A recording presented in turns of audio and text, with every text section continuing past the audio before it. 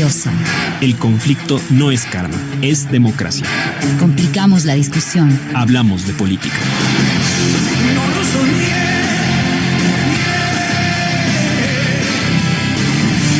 La gente en el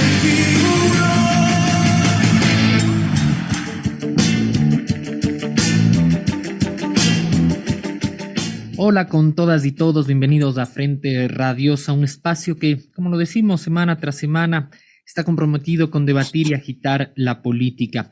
Soy Yura Serrano y hoy les acompañaré en la conducción junto con Isabel Díaz.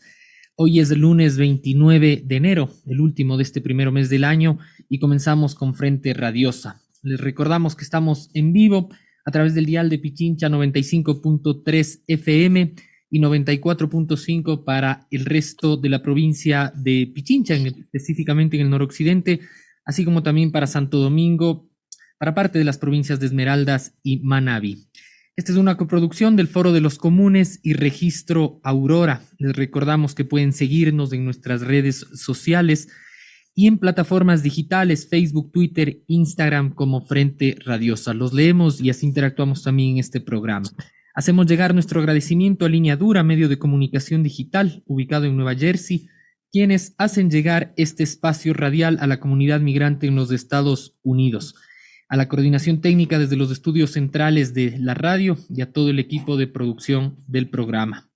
Hoy, en un interesantísimo panel, hablaremos de la coyuntura política nacional con un especial énfasis en la situación económica y cómo dialoga y se tensiona con la realidad que atraviesa el país. Para ello nos acompañan Juan Pazimiño, historiador, Marco Flores, analista económico, y también Jairén Noriega, asambleísta por la Revolución Ciudadana. Bienvenidas y bienvenidos.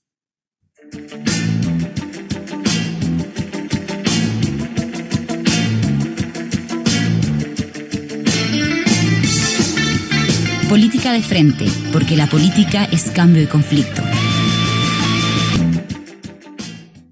Bueno, ahora sí, ¿qué tal? Buenas tardes con todos, con todas. Mi nombre es Isabel Díaz y los acompañaré esta tarde en la conducción del programa. Están ya con nosotros Marco Flores, Juan Pazimiño y Jairén Noriega, como bien lo anunciaba Yura, para conversar esta tarde en torno al Ecuador, obviamente, y la espiral de ajuste que vivimos en el país, sobre lo cual nos preguntamos si es esto o no una doctrina del shock.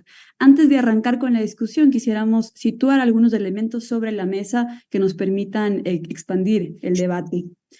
Ecuador apunta ya a cumplir 7 años bajo el mismo régimen económico. La profundización de las relaciones con el FMI viene además acompañada de una profundización de la pobreza y la desigualdad, lo cual a su vez ha generado condiciones para la proliferación de grupos de delincuencia organizada, que en algún lado oía o escuchaba que les denominaban como corporaciones delincuenciales, que me parece también un término interesante para traerlo a la discusión. Todo esto secundado, si se quiere, por la ausencia del Estado o al menos por su presencia famélica, que es igual de peligrosa. En este contexto, lejos de gravar impuestos a grandes fortunas, el gobierno nacional decidió elevar el IVA, impuesto regresivo que afectará en mayor medida a los sectores de menos ingresos. Una espiral del ajuste, por eso lo decíamos así, donde la historia se repite como tragedia y farsa. Mientras tanto, el accionar económico de Moreno y Lasso queda en la absoluta impunidad, a pesar de sus desastrosas consecuencias. Sobre esto y más queremos conversar esta tarde con ustedes. Para arrancar, quisiéramos darte la palabra, Marco, con una pregunta muy puntual. ¿Cómo lees tú la situación económica en la que se encuentra el Ecuador hoy por hoy? Bienvenido.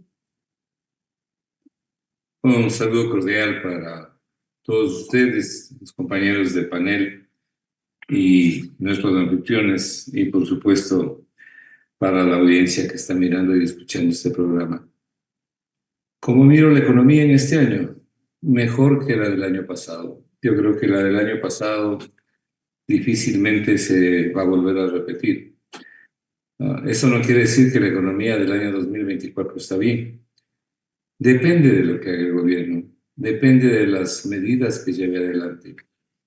Si continúa con la política del Fondo Monetario de la austeridad expansiva, si continúa privilegiando a determinados sectores económicos en perjuicio de las grandes mayorías, lo que va a hacer es exacerbar la pobreza, perjudicar el crecimiento económico y claro, tiene la oportunidad de introducir un cambio que yo personalmente lo veo difícil porque quien sucedió a Lasso es una persona que viene de la misma vertiente. Pero en todo caso, las condiciones de la economía, siendo muy complicadas, no van a ser tan graves como las del año anterior, porque lo que hizo Lasso en el manejo de la economía realmente no tiene comparación en los últimos 50 años. De que yo tenga algún recuerdo del análisis económico, no me acuerdo que alguien haya destruido la economía en la forma en que lo hizo Lasso. Destruyó la inversión, el crecimiento, exacerbó la pobreza, y luego escondió las cifras, ¿no? Su gobierno escondió las cifras hasta que en noviembre le reventó al nuevo gobierno, más que al nuevo gobierno, a los ecuatorianos que todavía no se convencían de lo que los economistas independientes veníamos diciendo y contraponiendo a los economistas de alquiler del poder económico de este país, que siempre estaban diciendo lo contrario. Así es que vamos a ver qué es lo que hace, lo que tú has señalado. Vamos a ver cómo comienza. Si es que realmente él quiere aplicar una política como sus antecesores, pues el IVA va a entrar con el 15% seguramente por vencimiento del plazo en la Asamblea. Es lo que distingue a los gobiernos, es lo que distingue a los líderes. Entonces sabremos en qué terreno estamos pisando y quién está dirigiendo este país. Muchas gracias, Marco. Jairen, bienvenida. Aprovechando tu rol como asambleísta, quisiéramos preguntarte, ¿cómo lees tú la propuesta que les llegó desde el Ejecutivo? ¿Cuáles son los puntos críticos de la ley? ¿Qué aspectos te preocupan sobremanera? Bienvenida. Bueno, muchas gracias por la invitación. Un saludo a todos. Juan, Marco, qué gusto compartir con ustedes este espacio. Bueno, varias cosas. Lo primero que hay que decir, me parece, es que lo que estamos viendo como propuesta del presidente Daniel Noboa no es nada nuevo. Ya ustedes lo mencionaron en la introducción, creo que Marco también ha sido claro en mencionarlo, y es que parecería que, claro, Noboa en campaña se pintaba como un actor nuevo, ¿no? Un actor distinto que estaba dispuesto a hacer política de otra forma. Sin embargo, lo que estamos viendo es que ha venido a aplicar la receta, ¿no?, económica que ya se venía aplicando desde hace más o menos 7 años, ¿no? Y entonces, en ese sentido, lo que estamos viviendo no es nada nuevo. Si bien el componente de seguridad hace que podría generar, digamos, sus propuestas económicas un poco más de consenso en la población respecto de lo que fue octubre del 2019 y junio del 2022, finalmente él está apuntando a continuar con una receta económica que ya la conocemos. De hecho, la propuesta que llegó a la Asamblea Nacional era digamos, una propuesta de ley que solamente contenía un artículo, que era la subida del IVA del 12 al 15%. Es decir, desde el gobierno no se estaba pensando en ninguna otra alternativa que no fuera la subida del IVA. Ahora, digamos, en ese sentido, lo que nos preocupa es que en una economía en recesión, en una economía que viene ya estancada desde hace varios años, imponer una medida de este tipo es peligroso precisamente para la tan necesaria reactivación económica que necesitamos a día de hoy. Si tú subes el IVA, ¿no es cierto?, pueden decir, ¿no?, el argumento ha sido que no, los productos de la canasta básica no graban IVA. Sin embargo, la cadena de producción que lleva a que esos productos finalmente estén en la mesa de la gente sí que puede tener, digamos, un impacto en cuanto a el incremento de los precios. Ahora, otra cosa que, digamos, nos preocupa, más allá de, digamos, la propuesta en sí misma, ¿no es cierto?, es la insistencia que vemos por parte del gobierno en mencionar que la subida del IVA va porque va. A pesar de que tanto el bloque de la Revolución Ciudadana hemos propuesto otras alternativas, como por ejemplo, gravar a las grandes fortunas, gravar a los bancos, restituir, digamos, el impuesto a la salida de divisas en un 6%, que Lasso lo bajó. El Partido Social Cristiano también ha hablado de otras alternativas. A pesar de todo ello, el gobierno sigue insistiendo en la subida del IVA, a pesar de que estas otras alternativas puedan generar igual o mayores recursos a la caja fiscal. Entonces nos damos cuenta que, y con esto cierro, tal vez el interés no es por obtener recursos para financiar lo que ellos han llamado la guerra, sino para cumplir una exigencia con el Fondo Monetario Internacional, porque claramente estamos diciendo, hay otras alternativas, pero el gobierno, digamos, se ha cerrado alrededor del discurso de la subida del IVA, va porque va. Y solamente quisiera cerrar anotando 2 puntos. El primero es que nosotros hasta ahora, ni la Asamblea Nacional, y creo que el país tampoco conoce los detalles de este famoso Plan Fénix, ¿no? En ese sentido, es preocupante que nos estén diciendo que ellos necesitan financiar un plan de seguridad del cual no conocemos, yo no te digo a detalle porque finalmente habrá, digamos, tácticas y, digamos, un nivel de detalle que obviamente por seguridad del Estado no podemos conocer, pero sí necesitamos saber al menos cuáles son las metas, por ejemplo, la tasa de homicidio, a cuánto buscamos reducir, en fin, una serie de elementos que no conocemos. Y a nivel económico tampoco sabemos cuál es el plan que tiene el gobierno. De hecho, hacia febrero la Asamblea Nacional va a discutir una nueva proforma presupuestaria y ya se han anunciado recortes a las universidades al menos por 77 millones. Entonces, insisto, esto ya lo conocemos, lo hemos visto en el gobierno de Lasso, lo hemos visto en el gobierno de Moreno, y son básicamente cargar la crisis, que además es una crisis autoinducida, de eso ya hablaremos más adelante, pero que ese precio, ese costo de la crisis la paguen quienes menos tienen, y además con un componente adicional que es el recorte del Estado por recortarlo, digamos, sin ninguna justificación, sino ya casi que como un elemento ideológico, ¿no? El recorte del Estado. Gracias, Jairen. Y sobre estos 2 primeros elementos que tanto Marco como Jairen han puesto sobre la mesa, quisiéramos tener esta primera intervención con Juan, haciendo una valoración no solo de la especificidad del contenido de la ley, no solo del contexto económico en el que se inscribe esta ley en el legislativo, sino hurgar un poco también en lo que deja ver en términos de proyecto y de régimen económico lo anunciado por Noboa. Y ahí quizá preguntarte, Juan, de partida, y en clave también histórica, Marco ha dicho, la administración o la gestión de este gobierno es menos mala al día de hoy que la realizada por Lasso, específicamente la del año anterior. ¿Hay matices en términos de régimen económico que se puedan plantear al día de hoy como para diferenciar un gobierno de un representante de la banca como Lasso con un, digamos, representante de un sector, digamos, tradicional, agroexportador, bananero como Noboa? ¿Hay matices? ¿Qué posibilidad de pensar en una suerte de continuidad de régimen económico más que de diferenciación al día de hoy? Bienvenido, Juan. Gracias a amigos y a amigas, tanto del panel como de Frente Radiosa, y a todas las personas que nos escuchan y nos ven. Los historiadores tenemos, por así llamarlo, una especie de defecto profesional.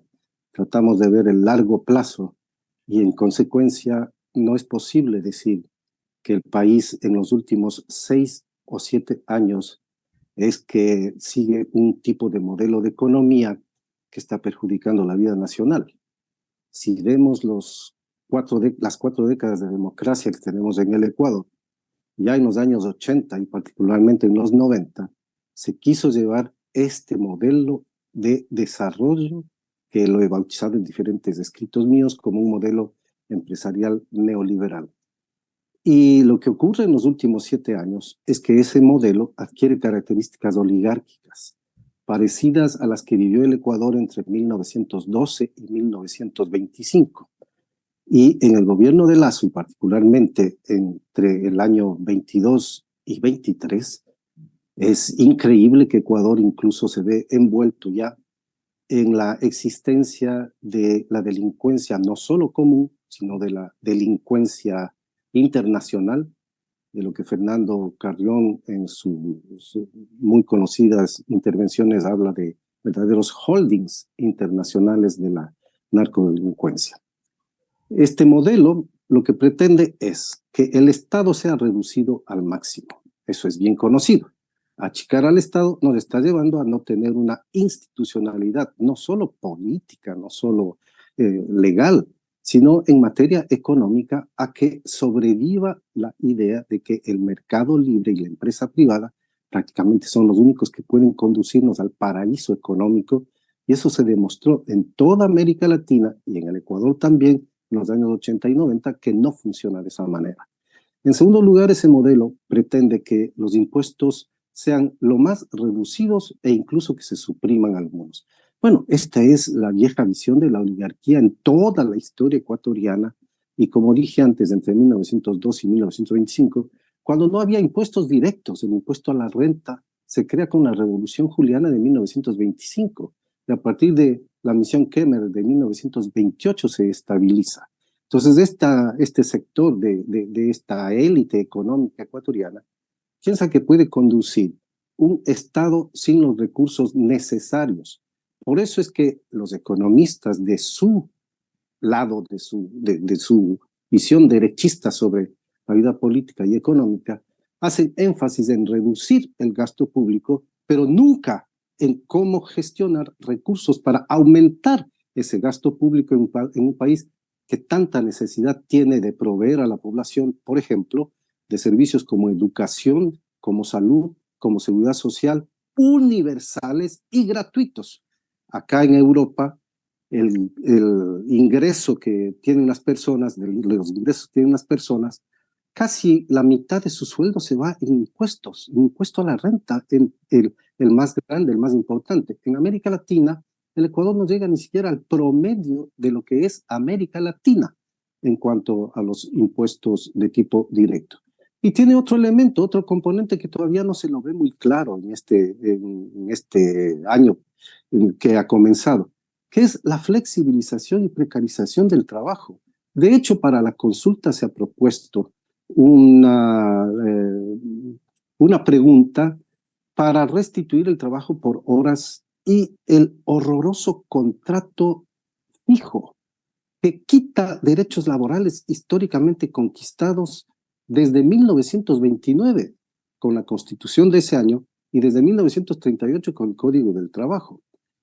Además, este sistema nos aísla del mundo, porque pensando simplemente en que las fuerzas internas del país pueden generar el desarrollo, hemos perdido los vínculos latinoamericanos como UNASUR, como CELAC, que nos conectaban a un latinoamericanismo y a una visión de desarrollo conjunto en la región latinoamericana. Y desde luego el país, con este tipo de pensamiento que tiene la élite económica de derecha en el país, nos aísla del concierto internacional bajo la creencia de que el único vínculo que podríamos tener permanentemente es con los Estados Unidos. Y en ello también hay que incluir pues estos acuerdos militares que van a afectar la vida nacional severamente. Desde el plano económico está en conflicto en el Ecuador un modelo de economía empresarial neoliberal con otro modelo de economía social que los gobiernos progresistas intentaron en las primeras décadas del siglo XXI y sin duda en el Ecuador entre 2007 y 2017. Entonces, en toda América Latina, viéndolo desde esta perspectiva y en el Ecuador también, estamos en un conflicto entre esos dos modelos. El modelo de economía social, que podríamos incluso enmarcarlo en esta idea de economía social que tuvieron los europeos y que construyeron a partir de la Segunda Guerra Mundial, o que tiene el Canadá también en la actualidad, y el tipo de economía abierta, liberal, que con las ideas, por cierto, de Javier Milei, se han convertido ya en un verdadero fanatismo de creer que la empresa privada y el mercado libre van a traernos el paraíso económico. En ese contexto, me parece que hay que ubicar el comportamiento del presidente actual. Y el problema es que de lo que se ha analizado en la academia latinoamericana sobre los presidentes empresarios como Macri o Piñera o Bolsonaro, estos presidentes empresarios no cumplen las expectativas sociales, pero sí las expectativas de los grandes negocios, de los grandes grupos corporativos en materia económica. Yo dudo mucho que por más esfuerzos intelectuales que hagamos, por más exposición política que denunciemos o que pongamos al menos al servicio de la población para que otros elementos de juicio los tenga, dudo mucho que el gobierno se vaya a orientar a favor de una política económica de tipo social para construir una economía social. Va a continuar construyendo una economía de tipo empresarial y quizás ese rasgo tan oprobioso de ser una economía oligárquica como la que se crea con el presidente Guillermo Lasso, precisamente por provenir de la banca, que era entre 1902 y 1925 la fuerza única que hegemonizó la vida nacional en aquella época que se denominó plutocrática. Lasso revivió una segunda época plutocrática. Digo que dudo mucho que el gobierno actual vaya a encaminar al país en un tipo de economía social como aspiraría la gran mayoría nacional. Pese a que ganó las elecciones y pese a que su programa de acción incluye, porque he revisado el programa, su programa de acción también incluía en algo la participación del Estado, no va a ser capaz de enrumbar al país en un tipo de economía social que es el que nos conviene. Con esta dicotomía, Juan, quisiera permitirme... La última parte, solamente sí, un dato más. Y sumemos a ello este problema de delincuencia que merecerá un análisis de varios programas porque nos han metido en el Ecuador en un gran problema nacional. Con esta quizá contradicción de fondo extendería la interrogante que hacía Juan hacia Marco. Marco, en múltiples intervenciones tú has puesto sobre la mesa, digamos, hasta esta, no solo no disposición de las élites, sino hasta inoperancia para poder pensar la economía del país, la economía nacional en sentido más contemporáneo. ¿Qué puede terminar graficando desde la economía, desde la visión de la economía? ¿Qué termina graficando este peligrosísimo cóctel en el que está el país, en que por un lado desarrolla un brazo de ajuste económico aupado, contemplado por esta escalada de violencia inusitada y que ha sido tildada por el oficialismo como una guerra interna? ¿Es producto el escenario de violencia de justamente esta precarización generalizada en las condiciones económicas, o es más bien que la economía, la precaria situación económica que atravesamos el día de hoy es producto más bien de la escalada de violencia? ¿Cómo entender desde tu mirada esto? Yo creo que el cambio sustantivo para mal que sufre el país, no voy a decir que comienza porque creo que Juan en su análisis histórico tiene razón, pero creo que se acelera, se precipita con la llegada de Moreno al poder. Moreno literalmente vende el país, no a la derecha ni a la izquierda, sino a una élite voraz y codiciosa que no tiene límite en su codicia, en el afán de atesorar riqueza.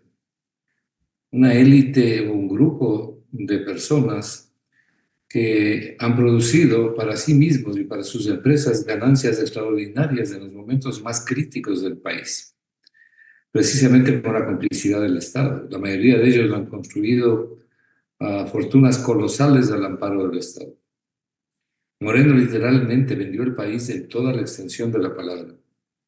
Y claro, encaramada esta gente, estos personajes, en el poder, a través de sus ministros de bolsillo, de sus funcionarios de bolsillo, porque siempre estuvieron colaborando en campañas y luego fueron a cobrar por esos apoyos, entre comillas, colocando a ministros de finanzas, gerentes del Banco Central, superintendentes de compañías, empleados de ellos para que les hagan unos mandados a conveniencia.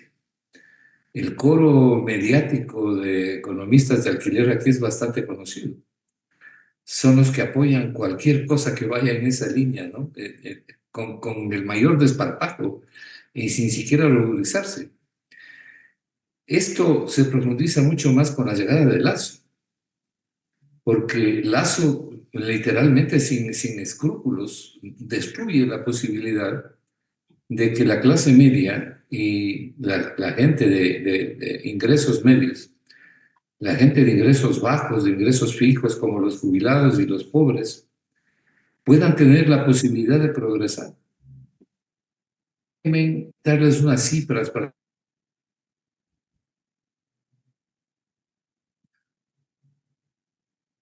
terminar un trabajo, y tengo algunas cifras muy frescas. En el gobierno de Lasso, por ejemplo, el año pasado, hasta el mes de octubre, que es la última cifra que publica el Banco Central, ¿cuál fue la inversión que realizó el gobierno de Lasso? La inversión real, la que suma activos al patrimonio nacional.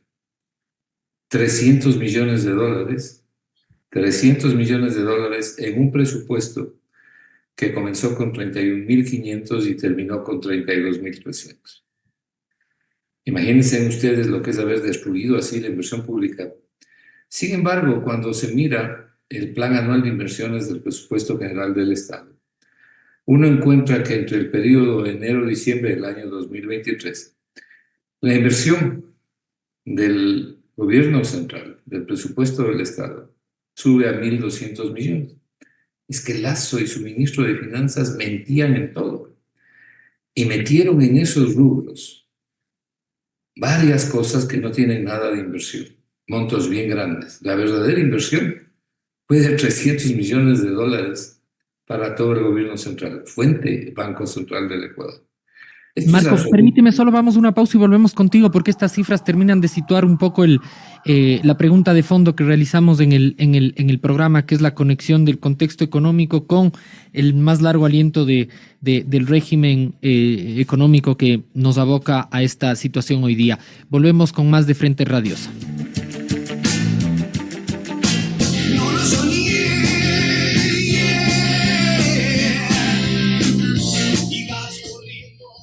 Seguimos con más de Frente Radios, estamos con Marco Flores, Juan Pazimiño y Jairén Noriega, conversando sobre la espiral del ajuste, que viene acompañado también de una espiral de violencia en el Ecuador, y nos preguntamos si se trata o no de una doctrina del shock. Marco, justo antes de irnos a la pausa, tú ibas a situar algunas cifras que nos permitirían entender este vínculo que se da, ¿no?, entre la violencia y la espiral de ajuste. Si puedes continuar con esa línea de ideas que traías. Gracias. Bueno, sí, la primera es la cifra de la inversión, ¿no? Lo que hicieron en el gobierno de Lasso fue realmente infame, porque aquí no es que se redujo la inversión pública, sino que la inversión pública fue destruida, literalmente destruida. Y cuando eso sucede, automáticamente quedan desplazados no solamente los pobres, sino grandes sectores de la población, afectados en educación, en salud, donde se van a ir a curar los pobres, si no es en los hospitales públicos. Pero si los hospitales públicos, las redes de salud no tienen los recursos para poder sustentarse y para poder dar aliento a los necesitados, entonces ¿a dónde van a ir? Y lo mismo ocurre con las escuelas, los colegios públicos, ¿no?, que se encuentran en el estado en que se encuentran. ¿Por qué hacían esto? Porque es difícil imaginar que se pueda llegar a tal nivel de destrucción. Y paralelamente le mentían a la gente con los tambores de la gran prensa que difundía las noticias falsas y todavía difunde las noticias falsas. Y le decían que como nunca los motores de la economía están prendidos, que hay una gran reacción económica, todo era mentira. Las cifras económicas se falseaban de la manera más infame y descarada, con el aplauso, como digo yo, de los economistas de alquiler, que se prestaban para eso. Pero se destruyó la inversión pública. Y claro, el impacto sobre el crecimiento económico es directo, ¿no? Si ustedes miran las cifras del Banco Central, entre el año 2017, cuando llega Moreno al gobierno, y el año 2023, en que estuvo Lasso, el PIB ha crecido en promedio en 0,6% al año, prácticamente medio punto. Mientras tanto, la tasa de crecimiento de la población, de acuerdo al INEC, fue en esa época, en promedio, en esos 7 años, en promedio, 1.5%. Ya se pueden imaginar lo que puede pasar cuando la economía crece medio punto y la tasa de crecimiento sube 3 veces más o crece 3 veces más. Bueno, la diferencia se cubre siempre con pobreza, con migración, con baja calidad en los servicios o con destrucción de los servicios y aumentando el número de pobres. Por eso ahora tenemos la pobreza crítica en 10.8% de toda la población ecuatoriana. Eso significa que hay 2 millones de personas en el Ecuador viviendo con menos de $1.70 al día, pero que son parte de un conglomerado de 5 millones de personas que viven con menos de $3 al día. Y esos 5 millones de personas son parte de un conglomerado de 7 millones de pobres que sufren pobreza multidimensional. Eso es lo que hicieron. Entonces uno se pregunta y dice, bueno, ¿y esto para qué o por qué? Bueno, fundamentalmente porque los recursos de la inversión pública los utilizaron para engordar las reservas internacionales y pagar la deuda externa. Entonces, estos han sido gobiernos que estuvieron dedicados a satisfacer intereses alrededor de grandes negocios que giran también con la deuda externa. Y aquí entra este tema del IVA, ¿no? Lo que ustedes señalaban al principio. ¿Por qué el gobierno se opone tanto, o más bien dicho, se niega a aceptar otras propuestas que ha hecho la Asamblea Nacional? Por ejemplo, la Revolución Ciudadana, por ejemplo, ellos han realizado una propuesta sustitutiva, que es una buena propuesta, y encima de eso que le da más recursos al gobierno. Pero ¿por qué el gobierno la rechaza y dice el IVA o nada? Es más, el ministro de Finanzas, perdido en la inmensidad del pizarrón, hace una prédica realmente lamentable y dice que si no se sube el IVA se corre el riesgo hasta en la dolarización y que literalmente viene el apocalipsis. Terrible. ¿Por qué? Por una razón muy simple. Porque ellos lo que quieren es un IVA permanente de ingresos permanentes. La idea de tener el 3% de IVA arriba es una idea del Fondo Monetario Internacional, pero más que de ellos, de los grupos de poder económico, desde el año 2015 que vienen insistiendo en esto. Y claro, como no pueden conseguir los 3 puntos de manera permanente, dice, bueno, por lo menos 1 punto de manera permanente y 2 puntos de manera temporal durante 2 años. Porque las otras propuestas, dice, son propuestas que entregan recursos temporales. Los argumentos económicos para rechazar el incremento del IVA sobran, y si hay tiempo en este espacio, los podemos mencionar. Pero no podemos dejar de mencionar un argumento que es crucial y que no es económico, sino moral, porque la economía se asienta sobre bases y principios morales. Y las bases y principios morales son las que buscan el bien común en la aplicación de la ciencia económica. La posibilidad de mejorar la calidad de vida de la gente y particularmente la lucha contra la pobreza para que los pobres tengan oportunidad de mejorar su calidad de vida. Creo que es fundamental esto que han situado y quizás más adelante sí podemos profundizar incluso en esos argumentos y tal vez hasta más técnicos de por qué la propuesta de subir el IVA no es la más adecuada. Pero quizás antes de entrar en ello a mayor detalle, sí quisiera darte la palabra a ti también, Jairen. Creo que ya va quedando claro en función de sus propias intervenciones este hecho de que la propuesta económica del gobierno no necesariamente se da para encarar este contexto de guerra, que es así como la denominan, sino también para cumplir con su compromiso frente al FMI y seguir de alguna manera imponiendo este proyecto económico de país al que representan. Tú ya lo mencionabas en tu primera intervención, Jairen, incluso llegaste a mencionar que se trata de una crisis autoinducida. Y desde ahí darte la palabra, preguntarte, también retomando algunos de los argumentos de Juan, por ejemplo, ¿ves tú también esta disputa de 2 modelos económicos, 2 modelos de país? Tú ya nos decías, hemos propuesto alternativas, pero el gobierno no está dispuesto a negociar o parecería que no está dispuesto a negociar. Entonces, desde ahí también consultarte cuáles son las perspectivas políticas que tú ves se están tejiendo en la Asamblea, cuál es el pulso hoy por hoy, qué podemos esperar. Bueno, a ver, yo quisiera también intentando como responder la pregunta del programa más en términos globales, porque ustedes planteaban, digamos, hacían su planteamiento alrededor de una posible doctrina del shock.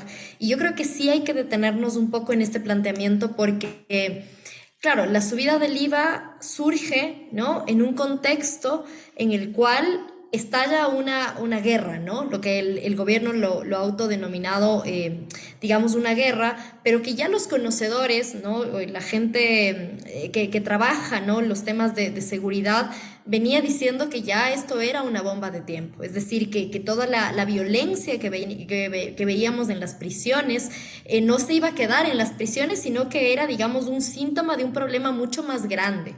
Entonces, cuando pasa todo esto, ¿no es cierto? El día martes, no recuerdo la fecha, recuerdo que era un día martes, cuando sucede la toma de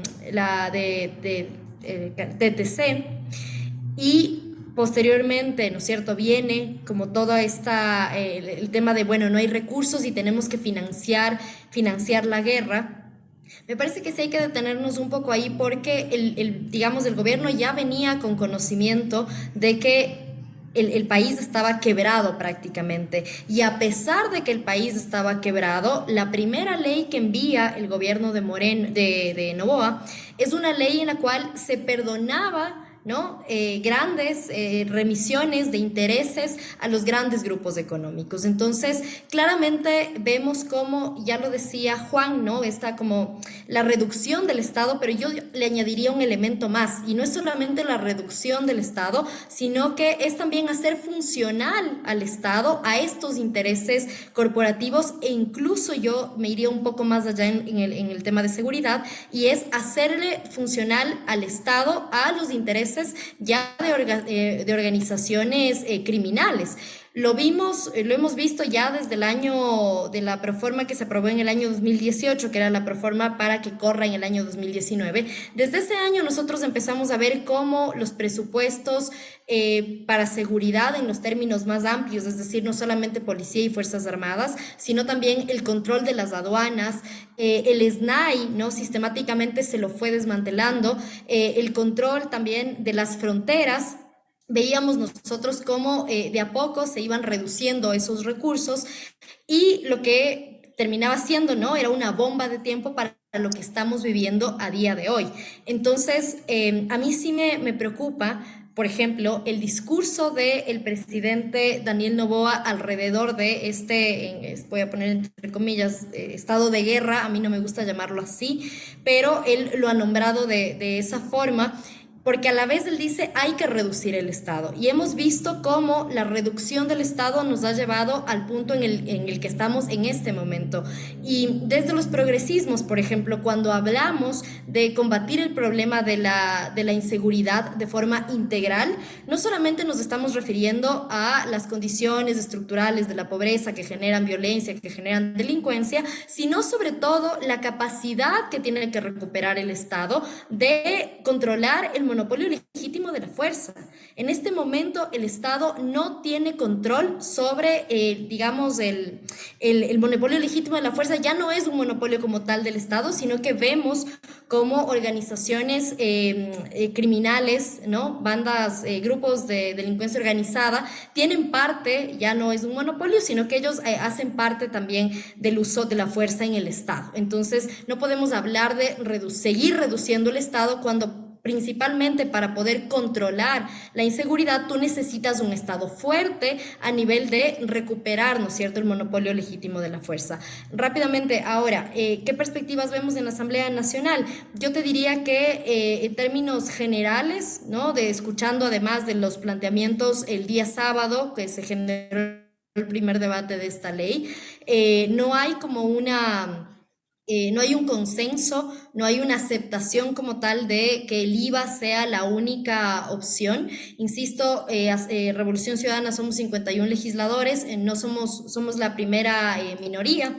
Tienes al Partido Social Cristiano, que hasta el día de hoy venía votando junto con el presidente Noboa, y tienes otras fuerzas, tienes, bueno, Construye, Gente Buena, Pachacutic, que muchos de sus integrantes también se han manifestado en contra de la subida del IVA. Entonces, yo te diría, en principio no hay consenso alrededor de este planteamiento, se han generado otras alternativas, sin embargo, hasta el día de hoy lo que hemos visto es un presidente y una bancada insistiendo en la subida del IVA. Ahora el planteamiento es hacerlo por un año, ¿no es cierto?, al 13%, perdón, general, o sea, para siempre, digamos, permanente, al 13% y 2 puntos hasta el año 2026.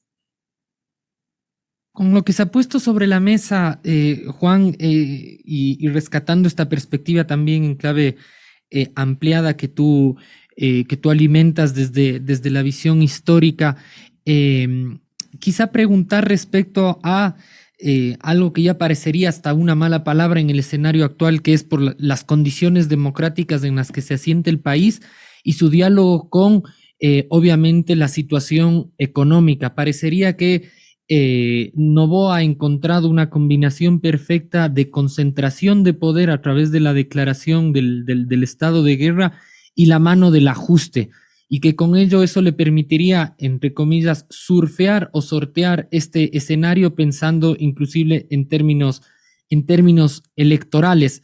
Una lectura preliminar empujaría a pensar que desde el gobierno se lee como esta la única posibilidad para llegar con vida a 2025 en términos políticos. En otros momentos históricos del país en los que ha habido un ajuste de las condiciones democráticas y en donde quien ha ejercido el poder ha sido una vertiente de derecha, ¿cuáles han sido los resultados que un poco han abocado al pueblo a la reconstrucción en términos tanto productivos, que se ha puesto sobre la mesa, está comprometido el día de hoy, en términos sociales? Tú decías perfectamente esta difícil situación por la escalada de violencia que atraviesa el país. Vamos a quedar rotos en términos integrales. Entonces, ¿cómo pensar y no claudicar en la tarea de pensar la cuestión también política con esta combinación de concentración y también autoritarismo, que es finalmente el Estado, la declaración del estado de guerra, con el ajuste económico que plantea Noboa? Comencemos por lo económico. Nosotros no tenemos una élite económica, una burguesía, una clase empresarial pujante, progresista, modernizante. La nuestra es una burguesía bastante atrasada, conservadora, bastante retardataria en muchas de sus ideas. Eso, unido al neoliberalismo, ha impedido el desarrollo del Ecuador. Basta ver la experiencia histórica de los años 80-90.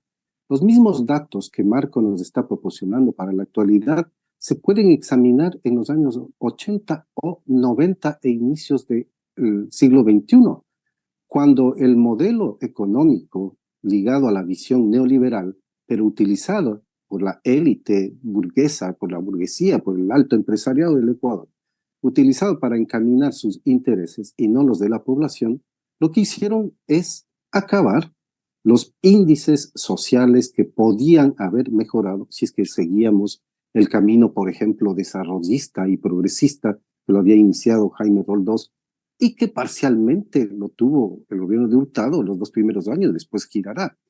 Pero sin duda el tipo de economía social como se tiene en Europa y Canadá, que suelo poner de ejemplo, se puede bien aplicar en América Latina con las características que tenemos. De otro lado, claro que hay una política de shock inmediatamente.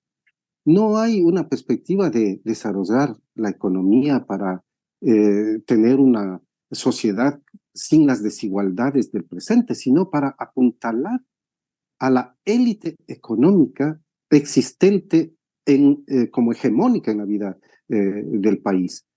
Y la democracia no es que está en juego, sino la legitimación de un gobierno que a través de aprovechar las condiciones que ha creado esta situación de delincuencia y narcodelincuencia, a través de esta situación de inseguridad, esta guerra interna, entonces busca legitimar el proyecto económico que lleva adelante impulsado por la élite social que sostiene al gobierno, que apuntala al mismo gobierno, que respalda al gobierno y que no cambia de mentalidad, sino que la sigue reforzando con criterios ahora cada vez más concentrados en esta élite de la que hemos hablado, Raiden, Marco, de la que hemos hablado, esta élite que cree que el poder económico no puede ser cuestionado.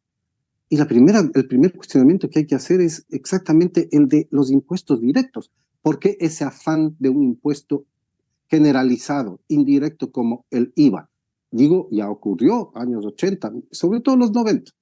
¿Por qué este enamoramiento y encantamiento con este tipo de impuestos? Porque no quieren que se les afecte con los impuestos directos, que son los que en un país tan desigual como el Ecuador deben implementarse. Entonces, hay una política de shock aprovechando de la inseguridad, algo así como para presionar tanto a la Asamblea como a las fuerzas políticas a que voten por esta propuesta, porque de lo contrario no habrá sueldos para cubrir la burocracia, al menos hasta enero. Ya se anuncia que no se podrá pagar los sueldos dentro de las 2 primeras semanas, sino en algunos, al menos no en algunos sectores. Ya se anuncia que si no se acuerda la subida del IVA va a haber en el futuro serias repercusiones para la dolarización, de tal manera que eso empieza a sentirse hasta como un verdadero chantaje político. Si no se llevan estas políticas, bueno, vamos a tener unas consecuencias escandalosas para el país.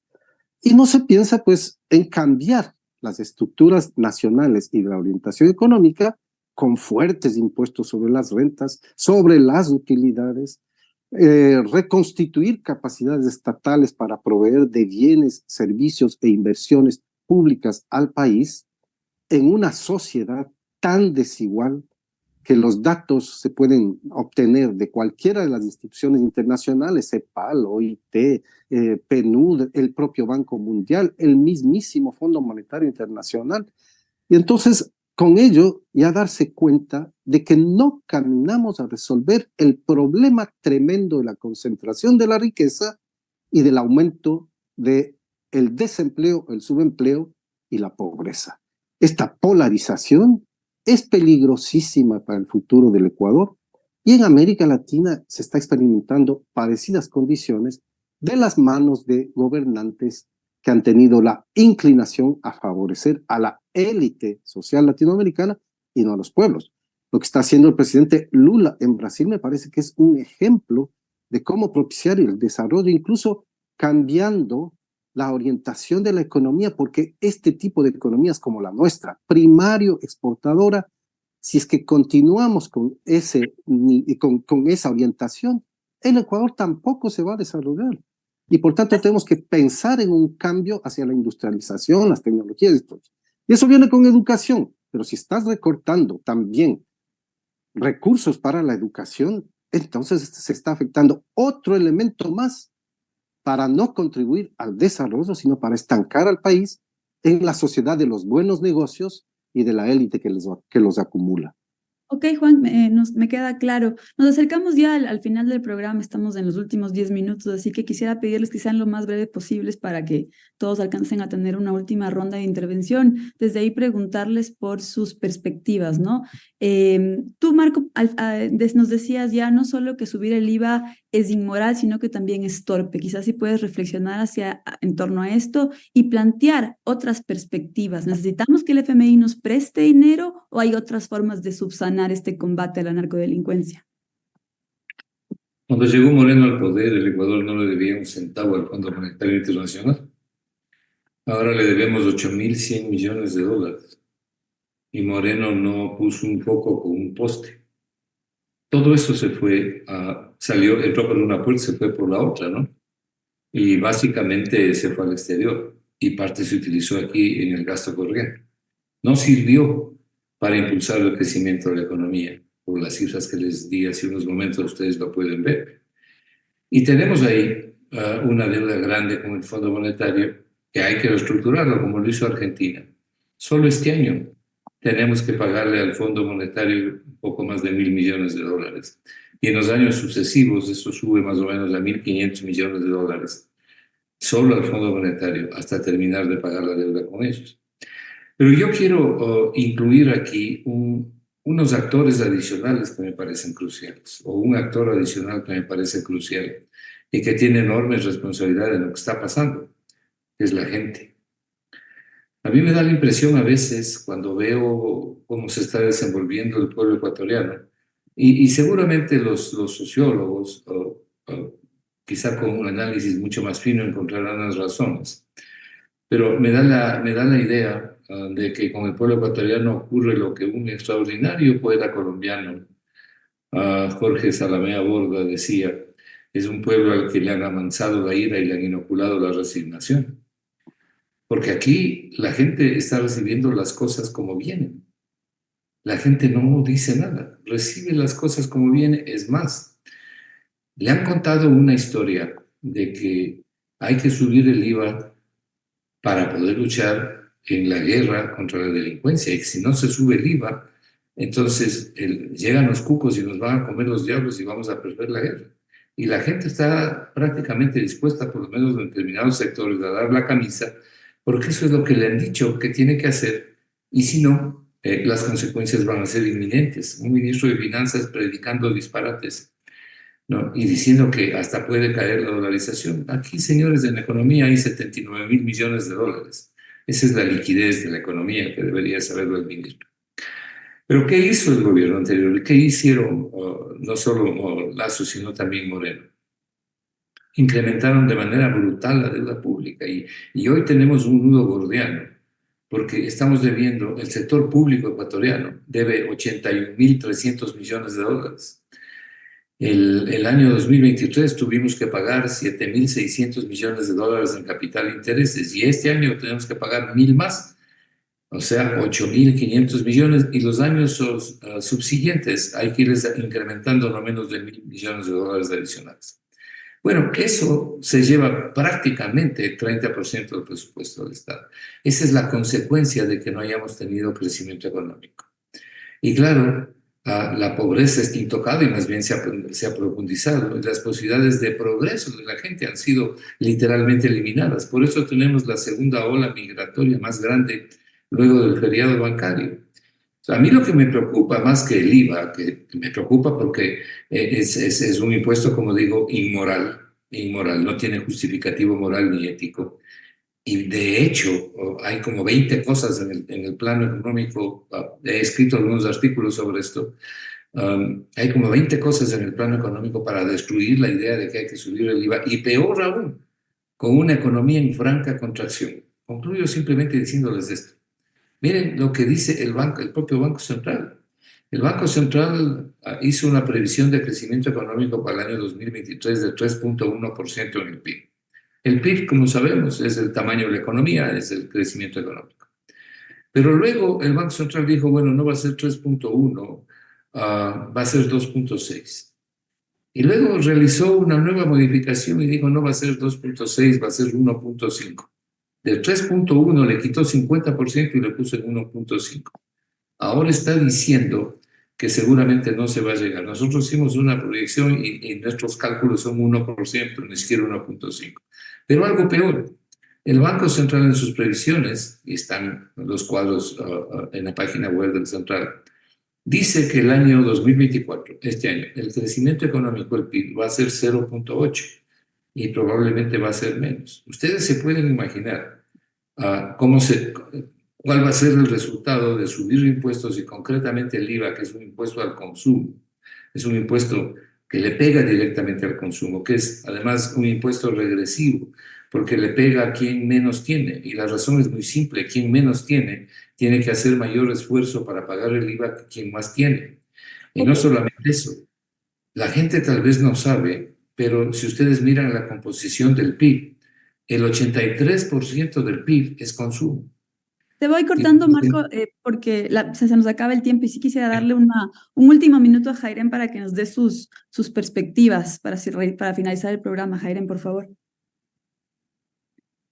Bueno, me parece importante resaltar que si bien, digamos, estos 2 meses de funcionamiento de la Asamblea Nacional se ha caracterizado, digamos, por aprobar las normativas con mayoría, eso no implica que desde la Asamblea Nacional no tengamos una perspectiva crítica alrededor, particularmente de lo que está haciendo el presidente Daniel Noboa. Es decir, todos y todas coincidimos en que, digamos, ahora mismo el que la gente tenga seguridad, el que recobremos la paz en este país es fundamental, pero si es que desde la Asamblea Nacional estamos colocando alternativas y el presidente insiste en que la única opción es subir el IVA, entonces claramente desde la Asamblea Nacional no tendrá, digamos, el apoyo que se necesita. Sabemos que, digamos, esto puede ser, vimos que ya inició una campaña que era algo así como ¿prefieres pagar la vacuna o prefieres pagar el IVA? ¿No? Que es, a mi criterio,